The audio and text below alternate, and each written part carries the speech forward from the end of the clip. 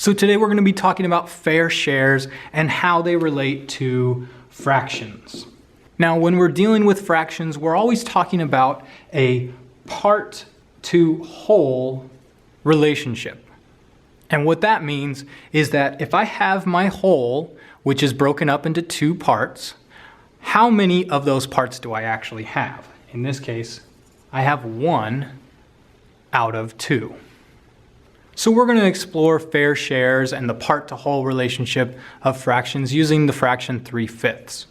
So in this case, our part is 3 and our whole is 5. Now we call our part our numerator, that's the top number, and we call our whole our denominator, that's the bottom number. I usually try to remember that the D in denominator represents down, so it's the down number, the bottom number. So we can use a shape to help us represent this fraction. I'm going to use the easiest one, which is just kind of a rectangle or a bar. So I'm going to break up this bar into 5 parts and shade in 3 of them.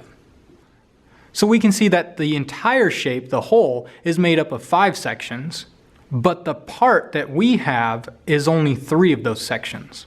Here's where the fair shares part comes into this. This only works as a fraction, as a representation of the fraction, if each of these sections is equal in size and area. Because each of these are the same, we call them fair shares.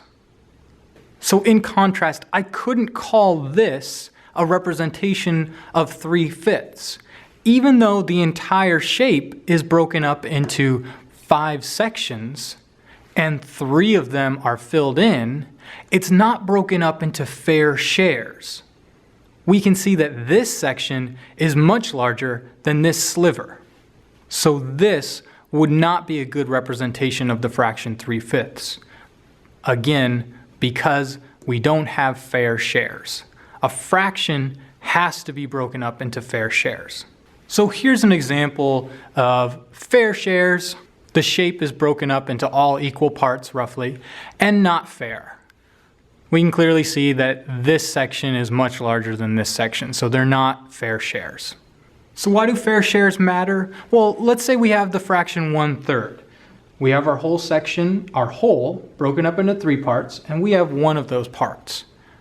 But I want to add this to 2/3. Well, if I break up the fraction for 2/3 into fair shares like this and fill in 2 of those parts, then I can easily add these 2 parts with this 1 part to make 3/3. I can only add these parts together if they're broken up into fair shares. So if I don't break my fractions up into fair shares and I try to add them together, I won't get an accurate answer. The same rule of fair shares applies when I'm subtracting fractions. If I have my fractions broken up into fair shares, then I can easily subtract. I see that I have 2/3 here, and I'm subtracting 1/3 here. Because they're all the same shape, I can just take 1 away from these 2, and I'm just left with 1/3 left over. Again, this only works if I have them broken up into fair shares. Next up, we're talking about organizing information. So let's say I'm a store owner and I'm keeping track of the number of iPhones that are sold each week. I can create a table like this that shows the weeks and how many iPhones were sold each of those weeks. Let's say I want to find the lowest number of iPhones sold any given week. Well, in a short list like this, I can quickly glance through it and see that week 5, 40, was the lowest number of sales. What if I had a table that tracked 1,000 weeks of iPhone sales? I'd have to search through all 1,000 of them to find the lowest one. So I want to reorganize this information to help me find the information I'm looking for. So there are 5 key terms that we're going to use when talking about different organizational strategies. The minimum, which is going to be the lowest value. The maximum, which is going to be our highest value.